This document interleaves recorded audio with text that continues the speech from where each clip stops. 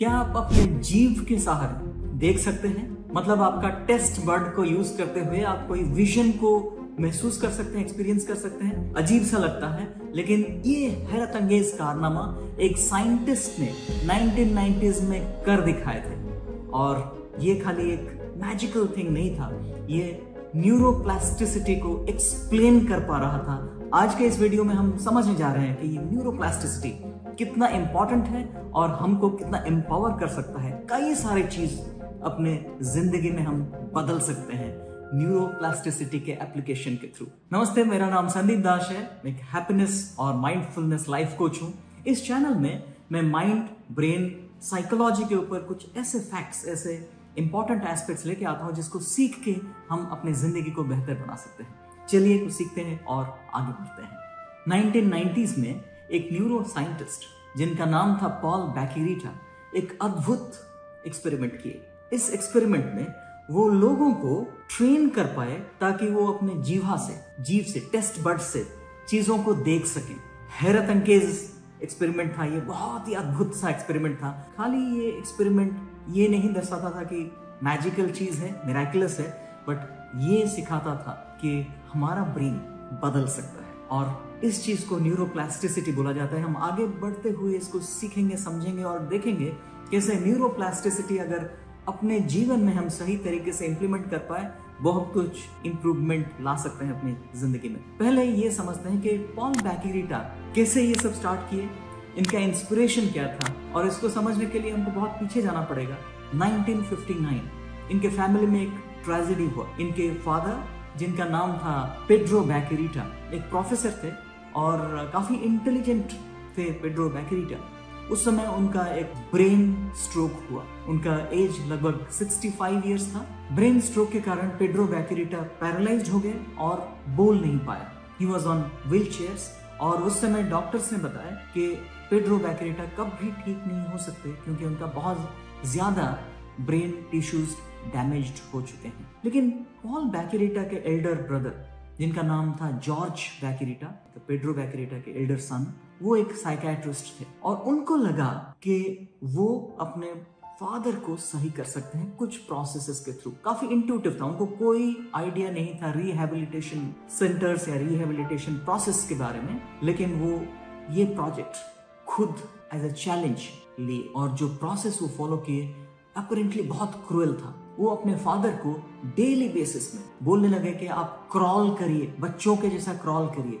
और उनके दिमाग में ये चल रहा था, छोटे बच्चे क्रॉल करते हुए सीखते हैं फिर खड़े होते हैं, और वो रेजिमेन वो अपने फादर पे इंप्लीमेंट करने लगे। इनका ये रिगरस प्रोसेस 3 साल तक चलता गया, लेकिन इसमें मैजिकल रिजल्ट दिखने लगा। पेड्रो बैकेरीटा धीरे धीरे ठीक होने लगे और 3 साल में वो कंप्लीटली ठीक हो गए, इस हद तक कि वो अपना नौकरी फिर से ज्वाइन कर पाए। As a professor he could speak, walk and what not. In fact वो कंटिन्यू किए अपने जॉब में टिल द एज ऑफ 70, जो कि उनका रिटायरमेंट एज था। उसके बाद में वो काफी ठीक थे और हाइकिंग में गए थे वो किसी पहाड़ी पे, जहां पे उनका हार्ट अटैक हुआ और उनका देहांत उस समय हुआ था। जब पेड्रो बैकेरीटा का देहांत हुआ तब पॉल बैकेरीटा ऑलरेडी एक न्यूरोलॉजिस्ट बन चुके थे और उनका एक अजीब सा क्वेश्चन था मन में कि क्या हुआ था उनके फादर का, जो कि वो पैरालिसिस के बाद कंप्लीटली रिकवर कर पाए। तो वो एक अनयूजुअल डिसीजन लिए उस समय to go for an autopsy of his father's brain. उनके ब्रेन का ऑटोप्सी किया गया। ऑटोप्सी का जो रिजल्ट सामने आया वो बहुत सरप्राइजिंग था। पॉल बैकेरीटा को ये लगा था कि शायद जो ब्रेन डैमेज हुआ था वो बहुत ज्यादा नहीं था और वो समहाउ ठीक हो पाया। लेकिन जब वो ऑटोप्सी रिपोर्ट देखे तो हैरान रह गए, कारण जो न्यूरल पाथवेज ब्रेन के डिफरेंट पार्ट्स को, स्पेशली कॉर्टिकल एरिया को स्पाइनल कॉर्ड के साथ जोड़ते हैं जिससे कि हम मूवमेंट और स्पीच ला पाते हैं, वो सारे के सारे डैमेज थे। Almost 97% of those neural pathways were damaged. तो फिर ये संभव कैसे हो पाया कि पेड्रो बैकेरीटा खड़े हो पाए, चल पाए और बात कर पाए?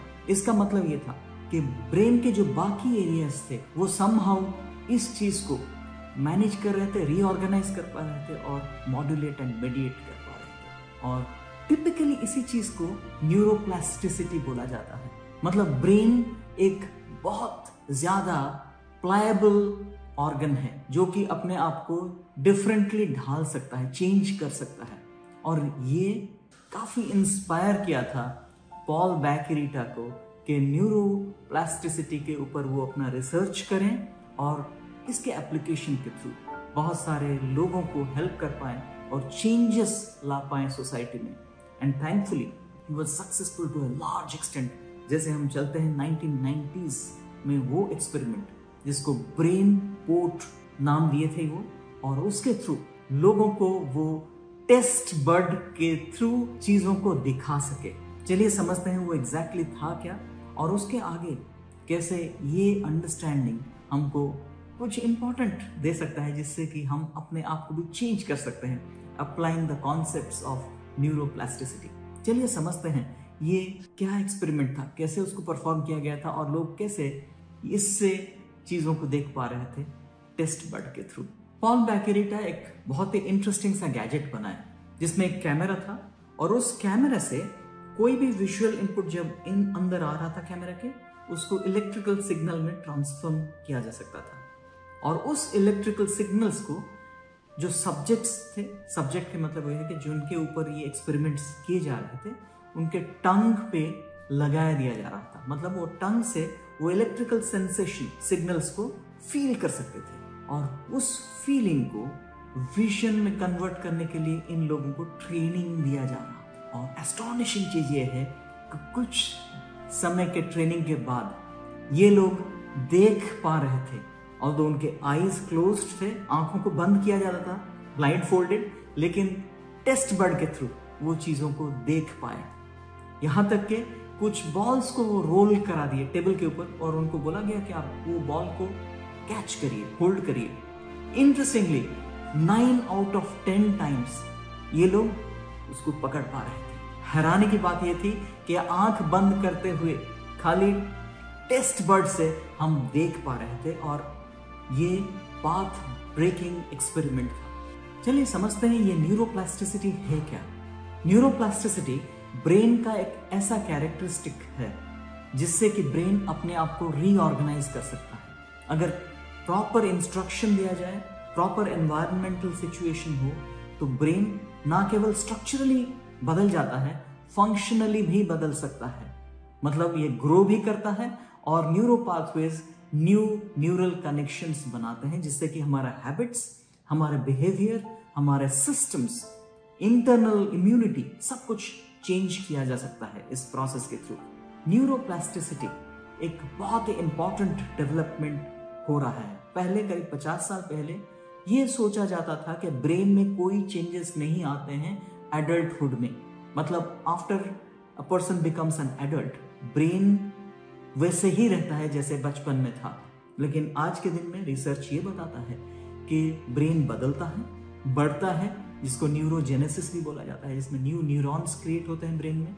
और ना केवल उतना, हम कॉन्शियसली बाय चॉइस ब्रेन को बदल सकते हैं। कुछ रिसर्च अभी हो रहा है और इसका काफी अच्छा रिजल्ट देखने को मिला है, specially depression, anxiety, stress, overthinking, ये सब केसेस में जब हम चेंज करते हैं ब्रेन के थॉट पैटर्न्स, लोग ये सब डिफिकल्टीज से बाहर आ सकते हैं।